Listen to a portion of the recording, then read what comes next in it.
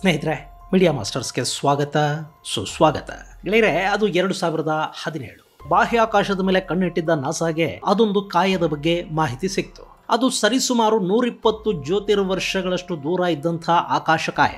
ಮೊದಲಿಗೆ ಅದು ಯಾವುದೋ ಕ್ಷುದ್ರ ಗ್ರಹ ಇರಬೇಕು ಅಂತ ಭಾವಿಸಲಾಯಿತು. ಆದರೆ ಆ ಬಳಿಕ ಆ ಆಕಾಶಕಾಯದ ಬಗ್ಗೆ ಹೆಚ್ಚು ಅಧ್ಯಯನಗಳು ನಡೀತಾ ಹೋದವು. ಆ ನಂತರದಲ್ಲಿ ಅದು ಒಂದು ಗ್ರಹ ಅನ್ನೋದು ಗೊತ್ತಾಯಿತು. ಆ ಗ್ರಹ ಕೆಂಪು ಕುಬ್ಜನನ್ನು ಸುತ್ತುತ್ತಾ ಇದೆ ಅನ್ನೋ ಅಂಶ ಕೂಡ ಅರಿವಿಗೆ ಬಂತು. ಆ ಬಳಿಕ 2021ರಲ್ಲಿ ಆ ಗ್ರಹದ ಬಗ್ಗೆ ಜೇಮ್ಸ್ ವೆಬ್ ಟೆಲಿಸ್ಕೋಪ್ ಮತ್ತಷ್ಟು ಮಾಹಿತಿಯನ್ನು ಹೊರಹಾಕ್ತು. ಆ ಮಾಹಿತಿಯನ್ನು ವರ್ಷಗಳ ಕಾಲ ಪರಿಶೀಲಿಸಿದ ಸಂಶೋಧಕರ ತಂಡ ಈಗ ಇನ್ನೂ ಒಂದಷ್ಟು ಅದ್ಭುತ ಮಾಹಿತಿಗಳನ್ನು ಹೊರಹಾಕ್ತಾ ಇದೆ. ಆ ಗ್ರಹದಲ್ಲಿ ಜೀವಿಗಳಿವೆ ಅನ್ನೋ ಅಂಶವನ್ನ ಭಾರತೀಯ ಮೂಲದ ವಿಜ್ಞಾನಿ ಸ್ಪಷ್ಟಪಡಿಸಿದ್ದಾರೆ. ಹಾಗಾದ್ರೆ ಯಾವುದು ಆ ಗ್ರಹ, ಅದರ ವಿಶೇಷತೆ ಏನು, ನಿಜವಾಗ್ಲೂ ಅಲ್ಲಿ ಜೀವಿಗಳಿವೆಯಾ ಅನ್ನೋದ್ರ ಬಗ್ಗೆ ಒಂದಷ್ಟು ಮಾಹಿತಿಯನ್ನ ನಾವಿಲ್ಲಿ ನೋಡೋಣ.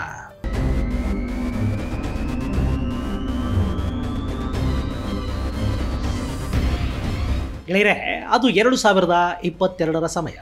ಜೇಮ್ಸ್ ವೆಬ್ ಟೆಲಿಸ್ಕೋಪ್ ತನ್ನ ಕೆಲಸವನ್ನು ಆರಂಭ ಮಾಡಿದ ಕಾಲ ಅದು. ಆ ಸಂದರ್ಭದಲ್ಲಿ ಜೇಮ್ಸ್ ವೆಬ್ ಕಳುಹಿಸ್ತಾ ಇದ್ದ ಒಂದೊಂದು ಚಿತ್ರ ಕೂಡ ಒಂದಕ್ಕಿಂತ ಒಂದು ಅದ್ಭುತ, ಅತ್ಯದ್ಭುತ ಅನ್ನೋ ಹಾಗಿದ್ವು. ಆ ದಿನಗಳಲ್ಲೇ ಜೇಮ್ಸ್ ವೆಬ್ ಸೂಪರ್ ಅರ್ತ್ ಒಂದನ್ನು ಕಂಡುಹಿಡಿತು. ಆ ಗ್ರಹ ಮಿಲ್ಕಿ ವೇಯಿಂದ ಸಾಕಷ್ಟು ದೂರದಲ್ಲಿರೋ ರೆಡ್ ಡ್ವಾರ್ಫ್ ಸ್ಟಾರ್ನ ಪರಿಧಿಯಲ್ಲಿತ್ತು. ಆ ಗ್ರಹ ಕೆಂಪು ಕುಬ್ಜನನ್ನ ಸುತ್ತಾ ಇತ್ತು. ಭೂಮಿಯಿಂದ ಸುಮಾರು 37 ಜ್ಯೋತಿರ್ವರ್ಷಗಳಷ್ಟು ದೂರದಲ್ಲಿದ್ದ ಗ್ರಹವನ್ನ ವಿಜ್ಞಾನಿಗಳು ರೋಸ್ 508b ಅಂತ ಕರೆದ್ರು. ನಮ್ಮಲ್ಲಿ 1 ವರ್ಷ ಅಂದರೆ 365 ದಿನ ಅಲ್ವಾ.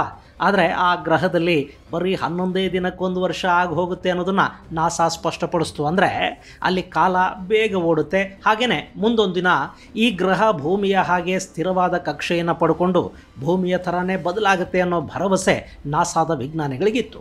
ಇನ್ನು ಆ ಗ್ರಹದಲ್ಲಿ ನೀರಿನ ಮೂಲಗಳಿದ್ದು ಅದು ತನ್ನ ಮೇಲ್ಮೈಯಲ್ಲಿ ನೀರನ್ನು ಹೊಂದಿದೆ.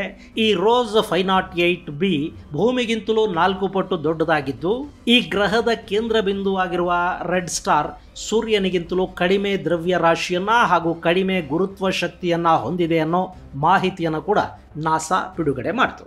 ಈ ಎಲ್ಲ ಅಂಶಗಳನ್ನು ಗಮನಿಸಿರುವ ವಿಜ್ಞಾನಿಗಳು ಇದು ಭೂಮಿಯಂತೆ ಜೀವಿಗಳ ವಾಸಕ್ಕೆ ಯೋಗ್ಯ ಸ್ಥಳ ಅಂತ ಹೇಳಿದರು. ಅಲ್ಲಿಗೆ ಜೇಮ್ಸ್ ವೆಬ್ ಟೆಲಿಸ್ಕೋಪ್ ತಾನು ಕಾರ್ಯಾಚರಣೆಗಿಳಿದ ಕೆಲವೇ ದಿನಗಳಲ್ಲೇ ಅತ್ಯದ್ಭುತ ಮಾಹಿತಿಯನ್ನು ಹೊರಹಾಕಿತ್ತು.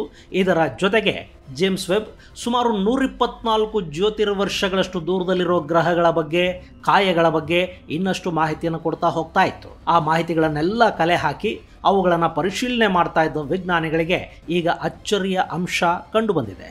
ಯಾಕೆಂದರೆ ಜೇಮ್ಸ್ ವೆಬ್ ಕಳುಹಿಸಿರುವ ಮಾಹಿತಿಯ ಆಗರದಲ್ಲಿ ಮತ್ತೊಂದು ಸೂಪರ್ ಅರ್ತ್ ಬಗ್ಗೆ ಮಾಹಿತಿ ಸಿಗ್ತಾ ಇದೆ. ಈಗ ಆ ಮಾಹಿತಿಯನ್ನು ಅಮೆರಿಕಾದಲ್ಲಿರುವ ಭಾರತೀಯ ಮೂಲದ ಸಂಶೋಧಕ ನಿಕು ಮಧುಸೂದನ್ ಅವರ ತಂಡ ಹೊರಹಾಕ್ತಾ ಇದೆ. ಅಷ್ಟೇ ಅಲ್ಲದೆ ಅದು ಇಲ್ಲಿಯವರೆಗೆ ಸಿಕ್ಕಿರುವ ಮಾಹಿತಿಯ ಪೈಕಿ ಅತ್ಯಂತ ವಿಶೇಷ ಮತ್ತು ಅತಿ ಹೆಚ್ಚು ಆಸಕ್ತಿದಾಯಕ ಮಾಹಿತಿ ಅಂತ ಹೇಳ್ತಾ ಇದ್ದಾರೆ. ಯಾಕೆಂದ್ರೆ ಇದುವರೆಗೆ ಭೂಮಿ ಬಿಟ್ಟು ಬೇರೊಂದು ಗ್ರಹದಲ್ಲಿ ನೀರಿದೆ, ಅಲ್ಲಿ ಜೀವಿಗಳಿರಬಹುದು ಅನ್ನೋದನ್ನ ನಿಖರವಾಗಿ ಹೇಳೋದಕ್ಕೆ ಸಾಧ್ಯ ಆಗಿರಲಿಲ್ಲ. ಈಗ ಆ ಕೆಲಸವನ್ನ ಕೇಂಬ್ರಿಡ್ಜ್ ಯೂನಿವರ್ಸಿಟಿಯ ಸಂಶೋಧಕರು ಮಾಡಿದ್ದಾರೆ. ಹೀಗಾಗಿ ಇದು ಅತ್ಯಂತ ವಿಶೇಷ ಅನ್ನಿಸ್ಕೊಳ್ತಾ ಇದೆ. ಇಲ್ಲಿ ಈ ಹೊಸ ಸೂಪರ್ ಅರ್ತ್ ಬಗ್ಗೆ ಹೇಳೋದಕ್ಕೂ ಮುನ್ನ ಅದರ ಬಗ್ಗೆ ಹೆಚ್ಚಿನ ಮಾಹಿತಿಯನ್ನು ಕೊಡ್ತಾ ಇರೋ ಆಸ್ಟ್ರೋಫಿಸಿಸಿಸ್ಟ್ ನಿಕು ಮಧುಸೂದನ್ ಅವರ ಬಗ್ಗೆ ಒಂದಷ್ಟು ಮಾಹಿತಿಯನ್ನು ಕೊಟ್ಟು ಬಿಡ್ತೀನಿ.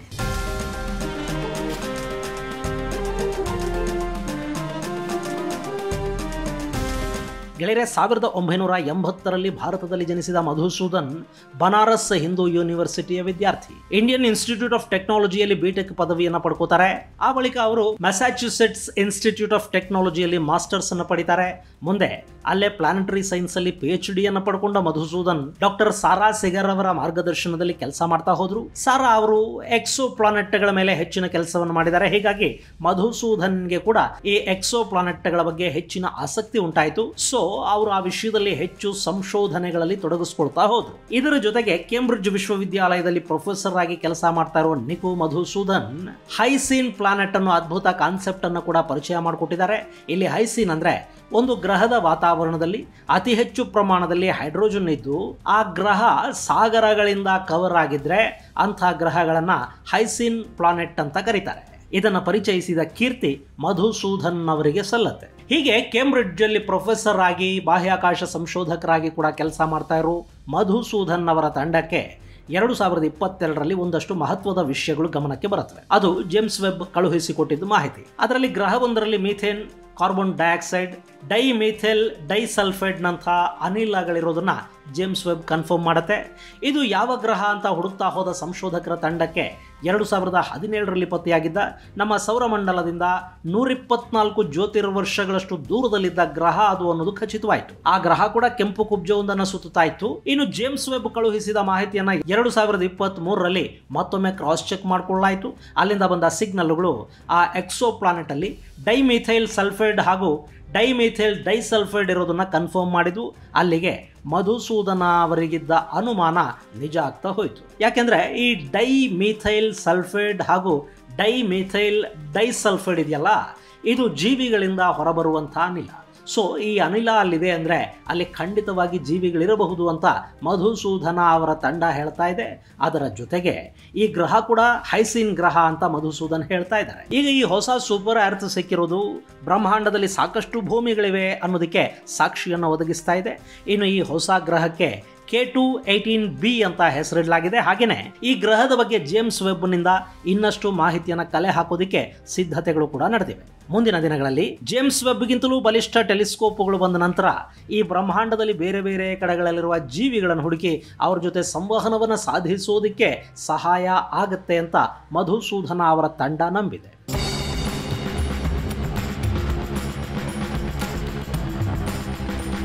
ಇನ್ನು ಈ K2-18b ಸೂಪರ್ ಎರ್ತ್ ಅಂತ ಕರೆಯೋದು ಯಾಕೆ ಅಂತ ನೋಡಿದ್ರೆ, ಈ ಗ್ರಹ ಭೂಮಿಗಿಂತ 2.6 ಪಟ್ಟು ದೊಡ್ಡದಾಗಿದೆ. ಹಾಗೇನೆ ಭೂಮಿಗಿಂತಲೂ 8.6 ಪಟ್ಟು ಹೆಚ್ಚು ಮಾಸ್ ಅನ್ನು ಇದು ಹೊಂದಿದೆ.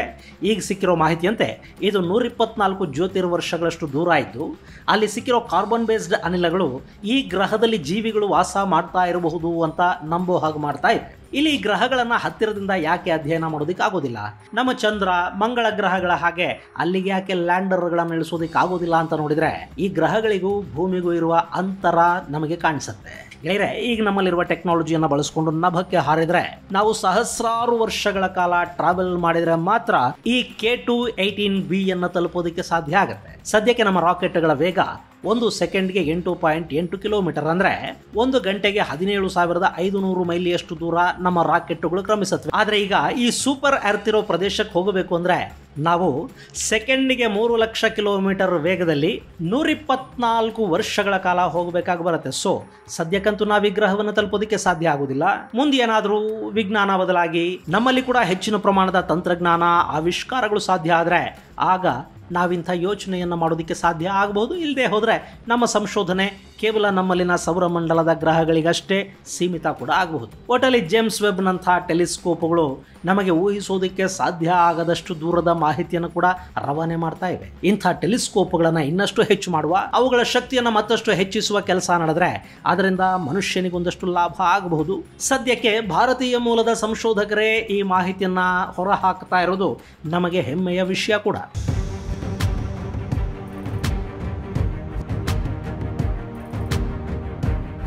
ಇನ್ನಿಷ್ಟು ಹೇಳಿದ ಮೇಲೆ ನಿಮಗೆ ಈ ಮಲ್ಟಿವರ್ಸ್ ಬಗ್ಗೆ ನಮ್ಮ ಪೂರ್ವಜರು ಹೇಳಿರೋದೇನು ಅನ್ನೋದನ್ನು ಕೂಡ ಹೇಳಬೇಕಲ್ವಾ? ಈ ಭೂಮಿ ಮತ್ತು ಬ್ರಹ್ಮಾಂಡದ ಬಗ್ಗೆ ನಮ್ಮ ಪೂರ್ವಜರಿಗೆ ಒಂದಷ್ಟು ಮಾಹಿತಿ ಖಂಡಿತ ಇತ್ತು. ನಾವು ನಮ್ಮ ಸೌರಮಂಡಲದ ಬಗ್ಗೆನೇ ಸರಿಯಾಗಿ ಅರ್ಥ ಮಾಡ್ಕೊಳ್ಳೋದಕ್ಕೆ ಇವತ್ತು ಕಷ್ಟಪಡ್ತಾ ಇದೀವಿ. ಆದ್ರೆ ಬೃಹದಾರಣ್ಯಕ ಉಪನಿಷತ್ತು ಮತ್ತು ಛಾಂದೋಗ್ಯ ಉಪನಿಷತ್ತುಗಳಲ್ಲಿ ಈ ಸೃಷ್ಟಿಯಲ್ಲಿ ಅನೇಕ ಬ್ರಹ್ಮಾಂಡಗಳಿವೆ ಅನ್ನೋ ವಾಕ್ಯ ಬರುತ್ತೆ. ಸಹಸ್ರಶಃ ಬ್ರಹ್ಮಾಂಡ ಅನ್ನೋ ಉಲ್ಲೇಖ ಅದು. ಹಾಗೆ ಅಗಸ್ತ್ಯ ಸಂಹಿತೆಯಲ್ಲಿ ಕೂಡ ಈ ಬಗ್ಗೆ ಸ್ವಲ್ಪ ಮಾಹಿತಿ ಸಿಗುತ್ತೆ. ಆದರೆ ಅಗಸ್ತ್ಯ ಸಂಹಿತಾ ಪೂರ್ಣ ಪ್ರಮಾಣದಲ್ಲಿ ಲಭ್ಯವಿಲ್ಲದ ಕಾರಣ ಅದರ ಪೂರ್ಣ ರೂಪ ಸಿಗ್ತಾ ಇಲ್ಲ. ಇನ್ನು ಕಾಲದ ಬಗ್ಗೆ ಒಂದೊಂದು ಲೋಕದಲ್ಲಿ ಅಥವಾ ಒಂದೊಂದು ಗ್ರಹದಲ್ಲಿ ಮತ್ತು ಬ್ರಹ್ಮಾಂಡದ ಬೇರೆ ಬೇರೆ ಕಡೆಗಳಲ್ಲಿ ಕಾಲ ಬೇರೆ ಬೇರೆಯದ್ದೇ ಆಗಿರುತ್ತೆ. ಅದನ್ನು ನಮ್ಮ ಪುರಾಣಗಳಲ್ಲಿ ಕಥೆಗಳ ರೂಪದಲ್ಲಿ ಹೇಳಿದರು. ರೇವತಕ ರಾಜ ತನ್ನ ಮಗಳು ರೇವತಿಗೆ ಗಂಡು ಹುಡುಕೋದಕ್ಕೆ ಬ್ರಹ್ಮಲೋಕಕ್ಕೆ ಹೋದಂತೆ ಅವನು ಕೆಲ ಕ್ಷಣಗಳ ಕಾಲ ಅಲ್ಲುಳಿದು ಬ್ರಹ್ಮದೇವನ ಆಶೀರ್ವಾದ ಪಡೆದು ಸಲಹೆ ಪಡೆದು ಮುಂದೇನು ಮಾಡಬೇಕು ಅಂತ ಕೇಳಿಕೊಂಡು ಅಲ್ಲಿಂದ ಭೂಮಿಗೆ ಹಿಂತಿರುಗಿ ಬರೋ ಹೊತ್ತಿಗೆ ಇಲ್ಲೊಂದಷ್ಟು ತಲೆಮಾರುಗಳೇ ನಾಶವಾಗಿ ಹೊಸ ಸಂತತಿ ಬಂದಿತ್ತು ಅನ್ನೋ ಒಂದು ಕಥೆ ನಮಗೆ ಮಹಾಭಾರತದಲ್ಲಿ ಸಿಗುತ್ತೆ. ಇಲ್ಲವರು ಹೇಳ್ತಾ ಇರೋದು ಬ್ರಹ್ಮಲೋಕದಲ್ಲಿನ ಸಮಯಕ್ಕೂ ಭೂಮಿಯಲ್ಲಿನ ಸಮಯಕ್ಕೂ ಸಿಕ್ಕಾಪಟ್ಟೆ ವ್ಯತ್ಯಾಸ ಇದೆ. ಹಾಗೆ ಬೇರೆ ಬೇರೆ ಗ್ರಹಗಳಲ್ಲಿ ಕೂಡ ಒಂದೇ ರೀತಿಯ ಸಮಯ ಇರೋದಿಲ್ಲ, ಸಮಯ ವ್ಯತ್ಯಾಸ ಆಗ್ತಾ ಇರುತ್ತೆ ಅಂತ. ಇದನ್ನೇ ಐನ್ಸ್ಟೀನ್ ಅನ್ನ ಥಿಯರಿ ಆಫ್ ರಿಲೇಟಿವಿಟಿ ಹೇಳುತ್ತೆ. ಕಾಲ ಅನ್ನೋದು ಸ್ಥಿರವಲ್ಲ, ಅದು ವೇಗ ಮತ್ತು ಗುರುತ್ವಾಕರ್ಷಣೆಯ ಮೇಲೆ ಆಧಾರ ಪಟ್ಟಿರುತ್ತೆ ಅಂತ. ಇರಲಿ, ಭಾರತೀಯ ವಿಜ್ಞಾನಿಗಳ ಬಗ್ಗೆ ಎಷ್ಟು ಹೇಳ್ತಾ ಹೋದರೂ ಅದು ಮುಗಿಯೋ ವಿಷಯ ಅಲ್ಲ. ಅವರು ಅವತ್ತು ಹೇಳಿದ್ದು ಇವತ್ತು ಆಧುನಿಕ ಯಂತ್ರೋಪಕರಣಗಳ ಮೂಲಕ ಸಾಬೀತಾಗ್ತಾ ಇದೆ ಅನ್ನೋದು ನಿಜಕ್ಕೂ ಖುಷಿಯ ವಿಷಯ. ಈ ಬಾರಿ ಅದನ್ನೂ ಕೂಡ ಭಾರತೀಯ ಮೂಲದ ವಿಜ್ಞಾನಿನೇ ಮಾಡಿದ್ದಾರೆ ಅನ್ನೋದು ಡಬ್ಬಲ್ ಖುಷಿಯ ವಿಷಯ. ಇದು ಗೆಳೆಯರೆ 124 ಜ್ಯೋತಿರ್ವರ್ಷಗಳಷ್ಟು ದೂರದಲ್ಲಿ ಪತ್ತೆಯಾಗಿರುವ ಮತ್ತೊಂದು ಭೂಮಿಯ ಕಥೆ. ಮುಂದಿನ ಸಂಚಿಕೆಯಲ್ಲಿ ಮತ್ತಷ್ಟು ವಿಶೇಷಗಳ ಜೊತೆ ಮತ್ತೆ ಭೇಟಿಯಾಗೋಣ. ಅಲ್ಲಿವರೆಗೆ ಜೈ ಹಿಂದ್, ಜೈ ಕರ್ನಾಟಕ.